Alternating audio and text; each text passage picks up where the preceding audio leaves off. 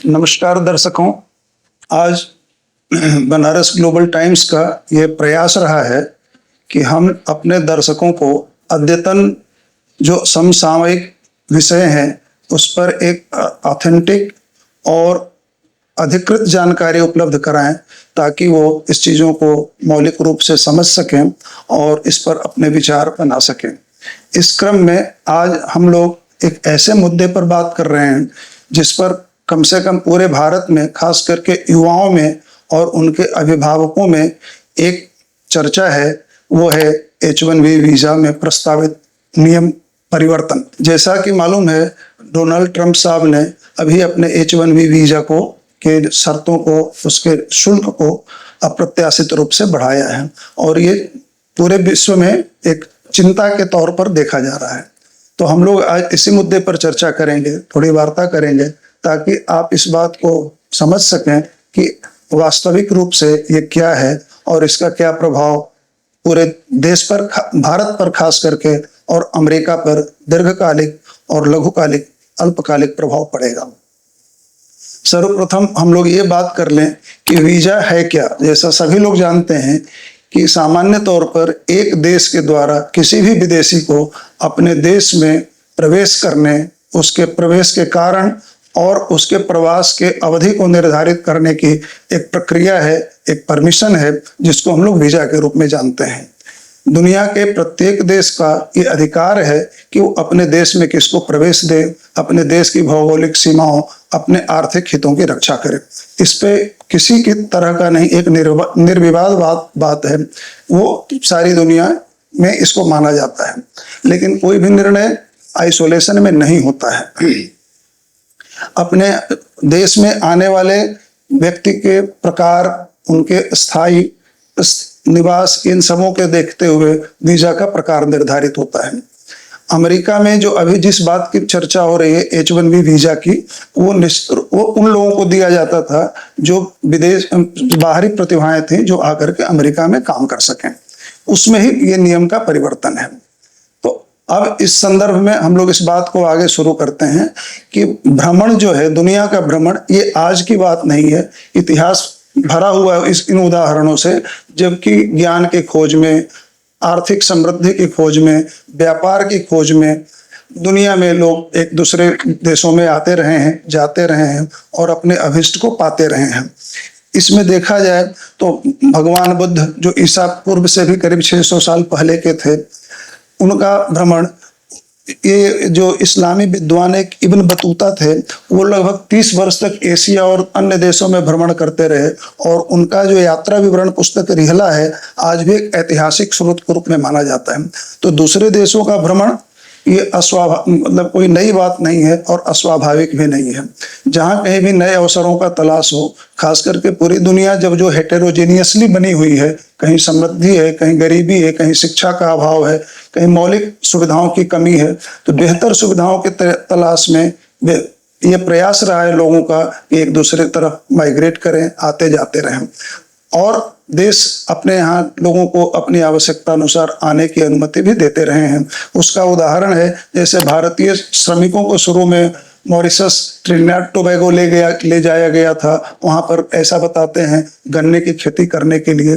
वहाँ जाकर के ना उन लोगों ने वहाँ के अर्थव्यवस्था को मजबूत बनाया, बल्कि उदाहरण है कि वहाँ के प्रधानमंत्री के पद तक भी पहुँचे। अभी एक भारतीय मूल के प्रधानमंत्री हाल ही में भारत का भ्रमण करके गए हैं और अपने काशी में ही भारत के प्रधानमंत्री श्री मोदी जी के साथ द्विपक्षीय वार्ता भी किए हैं। तो भ्रमण कोई नई बात नहीं है, पुरानी बात है, होता रहा है। देशों ने अपने यहाँ लोगों को आमंत्रित भी किया है, परमिशन भी दिया है। अब हम लोग बात सीधे आते हैं H1B वीजा पर। H1B वीजा की शुरुआत सन 1990 से हुई थी। इसमें ये उस समय के अमेरिकी प्रशासन का ये विचार था कि दुनिया की जो विलक्षण प्रतिभाएं हैं, जो अद्वितीय प्रतिभाएं हैं, उनको अमेरिका में आकर्षित किया जाए ताकि वह यहाँ के अनुसंधान, यहाँ के उत्पादन पर योगदान दे सके। इसके लिए अमेरिका ने काफी प्रयास किया और अपने यहाँ काफी इंफ्रास्ट्रक्चर का डेवलपमेंट भी किया था। लोग जाते रहे। इसमें टोटल कोटा निर्धारित किया गया था कि 85,000 वीजा जारी किए जाएंगे। 85,000 वीजा में से 65,000 वीजा जो थे वो डायरेक्ट नौकरी वालों के लिए थे और 20,000 वीजा रिजर्व रखा गया था कि जो अमेरिकी विश्वविद्यालयों में प्रतिभाएं हैं वहां से जो पढ़ के निकलेंगे उनको इस कैटेगरी में अमेरिका में सेवा में लगाया जाएगा।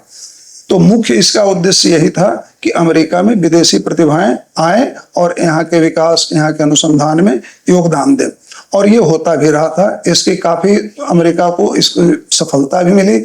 आज विश्व के जो अमेरिका के ही जो बड़े बड़े मल्टीनेशनल्स हैं उनके सीईओ पोस्ट पर भी भारतीय मूल के लोग स्थापित हैं। ये जान करके मतलब जानना जरूरी है कि आज जो अमेरिका के सबसे संपन्न लोगों में से एक माने जाने वाले इलोन मस्क भी मूलतः अमेरिकी नहीं है। वो साउथ अफ्रीका में उनका जन्म हुआ था, कनाडियाई नागरिक थे और कनेडियन नागरिकता के बाद वो अमेरिकी नागरिकता लिए और अमेरिका के विकास में उन्होंने अभूतपूर्व योगदान किया है।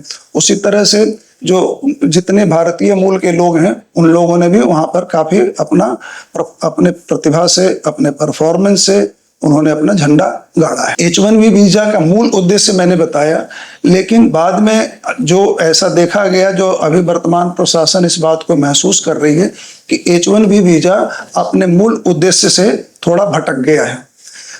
H1B वीजा वाले कॉरिडोर को एक वेजेज आर्बिट्रेशन के रूप में इसका यूज किया जा रहा है, क्योंकि जिस काम के लिए भारतीय इंजीनियर्स 60 से 70,000 80,000 डॉलर प्रति वर्ष के वेजेस पर काम करने को तैयार हो जाते हैं, उसी काम के लिए अमेरिकी इंजीनियर, उसी प्रतिभा वाले अमेरिकी इंजीनियर लगभग उसके 1,50,000 डॉलर तक डिमांड करते हैं।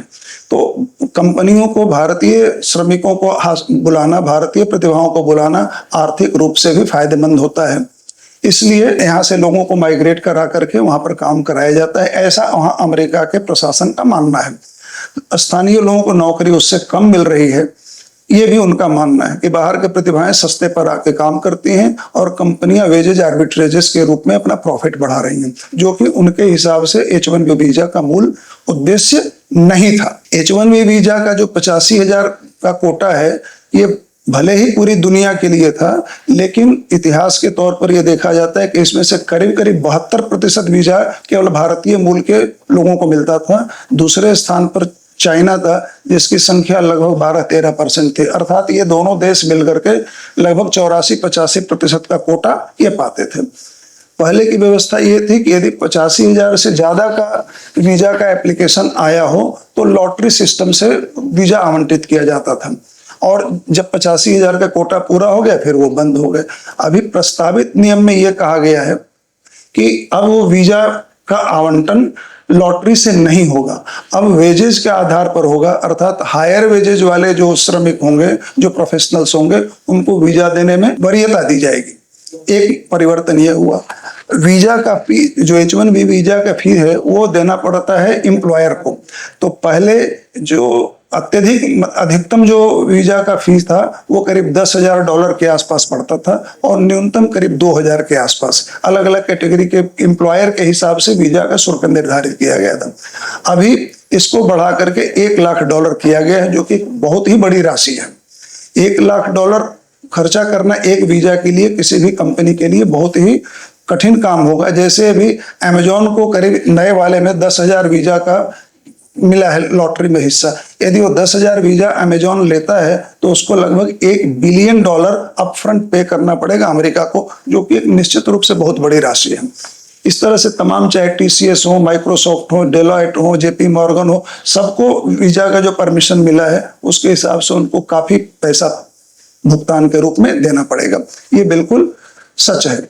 अब इसको इस परिवेश में देखते हुए एक संभावना क्या है, यदि इसके को हम लोग देखें तो इस निर्णय के दो पहलू हो सकते हैं, एक सफेद और एक स्याह। हमारे नजरिए पर निर्भर करता है कि वो कौन सा पक्ष हम देखते हैं। यदि दोनों पक्ष का हम लोग निष्पक्ष मूल्यांकन करें तो तात्कालिक रूप से ये देखा जाए तो यदि पूरे 85,000 वीजा इशू होते हैं नए नियमों के तहत भी, तो तुरंत अपफ्रंट अमेरिकी सरकार को $8.5 बिलियन मिल जाएंगे शुल्क में, जो कि एक निश्चित रूप से बहुत बड़ी राशि है। एक बात तो ये हो गई। और इस राशि को वो अपने अन्यत्र जिस मद में चाहे उस मद में खर्च कर सकते हैं, रिसर्च के लिए करें, एम्प्लॉयमेंट के लिए, चाहे जो करे वो सरकार का पैसा है, सरकार कर ले। एक पक्ष तो ये है। दूसरा पक्ष ये है कि यदि बिल्कुल ही इसमें वीजा इशू ना हो तो वो जितनी नौकरियां हों वो अमेरिकी जो प्रतिभाएं हैं उनको नौकरी पर रख लिया जाए, तो वहां पर उनकी बेरोजगारी की संख्या मात्रा थोड़ी कम हो सकती। ये बिल्कुल काल्पनिक स्थिति है। दूसरा पहलू भी इसका ये हो सकता है कि जब इतनी बड़ी लागत होगी वीजा इशू करने के लिए, तो कंपनी कुछ न कुछ वैकल्पिक स्रोत भी तलाशेंगे इसके लिए। और वैकल्पिक स्रोत ये है कि हम अपने ऑपरेशन को अमेरिका से शिफ्ट कर लें। प्रतिभाएं वहां नहीं जाएंगी, वो कहीं और शिफ्ट कर सकते हैं, ऑफशोरिंग कर सकते हैं, वहां से अपना काम कर लें।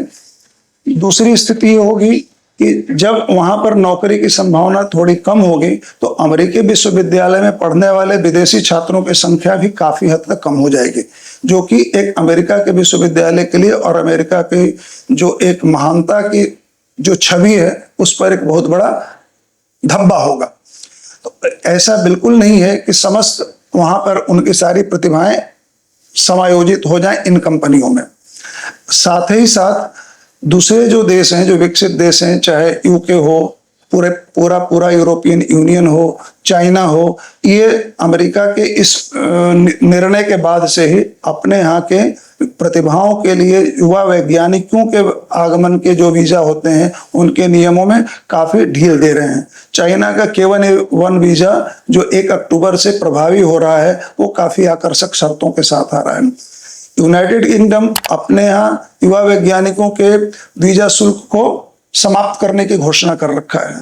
पूरे यूरोपियन यूनियन में एक ब्लू कार्ड योजना शुरू हो रही है जो काफी आसान शर्तों पर stem means science, technology, engineering and mathematics, इनके ग्रेजुएट्स को, इनकी प्रतिभाओं को अपने यहाँ बुलाने के लिए सुविधाजनक शर्तों की घोषणा कर रहा है।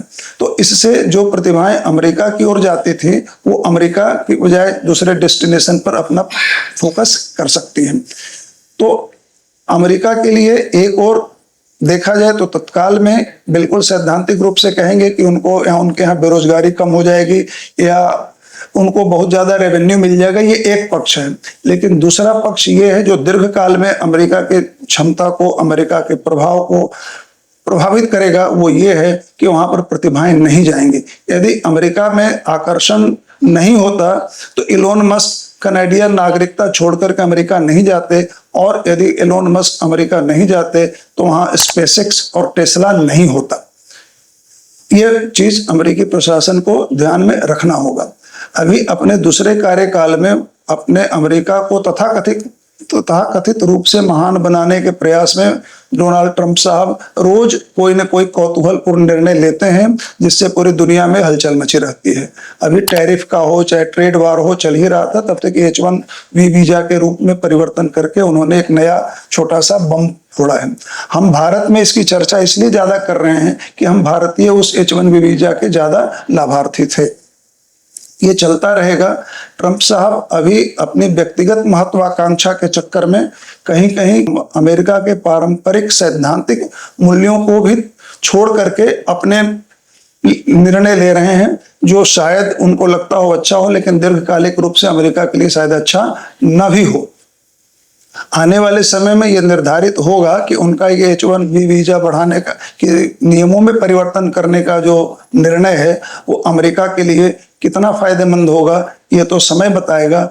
लेकिन ये प्रतीत होता है, ऐसा प्रतीत हो रहा है कि समय चाहे जैसा भी हो लेकिन अमेरिका के लिए दीर्घकालिक रूप से शायद ये फायदेमंद नहीं होगा, क्योंकि वहां से जब प्रतिभाओं का पलायन होगा, प्रतिभाएं दूसरे केंद्र की ओर जाएंगे तो उनकी छवि, उनके यहाँ की उत्पादकता, उनकी विश्वसनीयता, उनकी एक आकर्षक छवि जो थी उस पर एक बहुत भयानक डेंट होगा। और निश्चित रूप से इससे अमेरिका के रेवेन्यू पर भी प्रभाव पड़ेगा, जो उनका टैक्स कलेक्शन है उस पर भी प्रभाव पड़ेगा, क्योंकि फिर कंपनियों को आउटसोर्स करने में या जो दूसरे सेंटर पर ऑफशोर जाकर के काम करने के अवसर को नहीं रोका जा सकता है। आखिर TCS अमेरिका में क्यों काम करेगा? TCS बेंगलोर में, इंडिया में भी अपना काम कर सकता है और शायद भारत के लिए ये ब्लेसिंग्स इन डिस्गाइज भी होगा कि कुछ ऐसी कंपनियां जो वहां जाकर काम कर रही थी वो वापस अपने देश में आकर के अपने देश की प्रतिभाओं को अपने देश में उचित माहौल दे करके यहाँ पर उनकी उत्पादकता बढ़ाए और अपने देश की प्रगति हो। शायद अमेरिका को इसका नुकसान लंबे समय में हो सकता है। अति उत्साह में डोनाल्ड ट्रंप साहब कई बार अपने देश की संवैधानिक मर्यादाओं को भी नजरअंदाज कर रहे हैं। जैसा कि ये कहा गया है कि इस तरह के जो H-1B वीजा के रूल बदलने का जहां तक सवाल है, ऐसे निर्णय अमेरिकी कांग्रेस द्वारा ही लिया जा सकता है। अकेला राष्ट्रपति इस निर्णय को नहीं ले सकते। इस तरह की घोषणाएं यदि करनी हो, वही घोषणा राष्ट्रपति अपने लेवल पर कर सकता है जो राष्ट्रीय सुरक्षा के लिए से जुड़ा हुआ हो। यह मुद्दा राष्ट्रीय सुरक्षा का नहीं है, इसलिए इस तरह के निर्णय अमेरिकी कांग्रेस द्वारा ही लिया जा सकता है, जो इस केस में नहीं हुआ है। तो शायद यह निर्णय अमेरिकी न्यायालय में चुनौती के लिए उपयुक्त है। शायद यदि कोर्ट में किसी ने इसके खिलाफ याचिका दायर की तो न्यायालय डोनाल्ड ट्रंप साहब को अपने निर्णय बदलने के लिए मजबूर कर सकता है। ट्रंप साहब अपनी आर्थिक मजबूती को एक हथियार के रूप में यूज कर रहे हैं, चाहे वो टैरिफ का हो, चाहे ट्रेड वार का हो, जो शायद अच्छा नहीं है। वैश्वीकरण के लिए उनका जो सिद्धांत है वो बिल्कुल वैश्वीकरण के कंसेप्ट के, वैश्वीकरण के आत्मा के विरुद्ध है। वैश्वीकरण में जहां तक आज के समय में जब देश की पूरी दुनिया के पूरे देशों ने अपने भौगोलिक सीमाओं को व्यापार के लिए लगभग बंद कर दिया, मतलब डिमोलिश कर दिया था, उस समय ये प्रोटेक्शनिस्ट अप्रोच, संरक्षणवादी जो विचारधारा है वो कतई सराहनीय नहीं है। ये पूरे ग्लोबलाइजेशन के कंसेप्ट के विरुद्ध है और आर्थिक पावर को हथियार के रूप में प्रयोग करना देश के लिए, पूरी दुनिया के लिए कभी भी अच्छा नहीं माना जाएगा। और शायद ये आने वाले समय में ट्रंप साहब का जो दूसरा कार्यकाल है, एक हीरो के लिए नहीं, शायद एक विलेन के रूप में याद किया जाएगा, ऐसा हमारा मानना है। और हमारा ही नहीं, ऐसे बहुत लोगों को मानना है। फिर भी ये निर्णय समय करेगा। इतिहास क्रूर है, आने वाले समय में इतिहास हमेशा उनके अनुपस्थिति में लिखा जाता है। ये निर्णय स्पष्टता जो प्रथम दृष्टया प्रतीत होता है उचित नहीं है। पूरी दुनिया को किसी भी सुविधा से वंचित करना किसी भी सक्षम देश के लिए उचित नहीं माना जाना चाहिए।